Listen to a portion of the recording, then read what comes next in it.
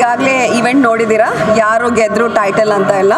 So hope justify ಮಾಡಿದ್ದೀವಿ. ಇಷ್ಟು ಮಕ್ಕಳಲ್ಲಿ ಯಾರನ್ನ ಗೆಲ್ಸೋದು ಅಂತಲೇ ತುಂಬ ಟೆನ್ಷನ್ ಆಗಿತ್ತು ನಮಗೆ. ಎಲ್ಲರೂ ಚೆನ್ನಾಗಿ ಕಾಣ್ತಾ ಇದ್ದಾರೆ, ಎಲ್ಲರೂ ಲೈಕ್ ತುಂಬ ಗ್ರೂಮ್ ಆಗಿದ್ದಾರೆ.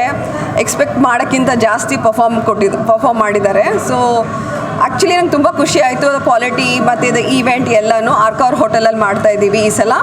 JB Fresh Face ಸೀಸನ್ 8 ವರ್ಷ ಅಂದರೆ ಇದು 10-12 ವರ್ಷದಿಂದ ನಡೀತಾ ಇದೆ. ಕೋವಿಡಲ್ಲಿ ನಾವು ಸ್ಟಾಪ್ ನಿಲ್ಲಿಸ್ಬಿಟ್ಟಿದ್ವಿ, ಯಾಕಂದರೆ ಯಾರೂ ಇಂಟ್ರೆಸ್ಟೆಡ್ ಇರಲಿಲ್ಲ ಅವಾಗ ಮಾಡಲಿಂಗ್ಗೆ. ಈಗ ಮತ್ತೆ 2 ವರ್ಷದಿಂದ ಕಂಟಿನ್ಯೂ ಮಾಡ್ತಾ ಇದ್ದೀವಿ.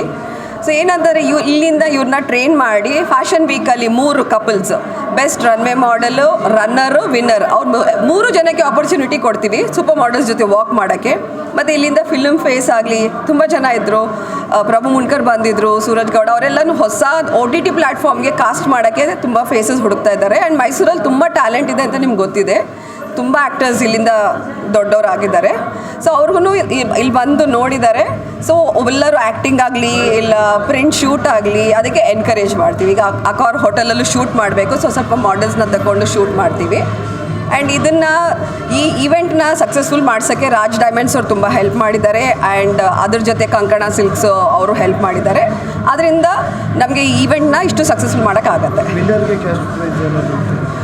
ವಿನ್ನರ್ಗೆ ಸ್ಕಿನ್ ಕೇರ್ ಕ್ಲಿನಿಕ್ಕು ಮತ್ತು ಇದರಲ್ಲಿ ನಮ್ಮದು ಅವ್ರಿಗೇನಂದರೆ ಆ ಟೈಟಲ್ ಕೊಡ್ತೀವಲ್ಲ ಅದೇ ತುಂಬ ಇಂಪಾರ್ಟೆಂಟ್. ಈ ಥರ ಟೈಟಲ್ಲು ಸೌತಲ್ಲಿ ನಮ್ಮದು best fashion week, Mysuru fashion week ಆಗ್ತಾ ಇರೋದು.